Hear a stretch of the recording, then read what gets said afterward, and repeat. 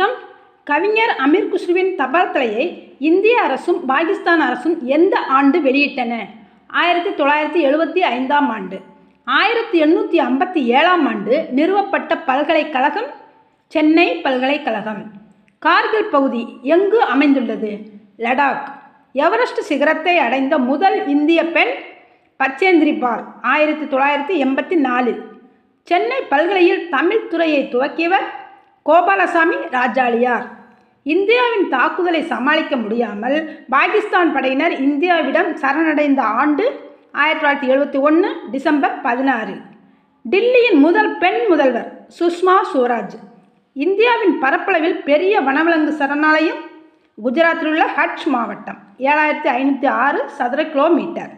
சாரணர் இயக்கம் தோற்றுவித்த ஆண்டு 1907ஆம் ஆண்டு. உலகில் அதிக நிறமுடைய தேசிய கொடி உள்ள நாடு பெலிசு, மத்திய அமெரிக்காவில் உள்ளது. நன்றி.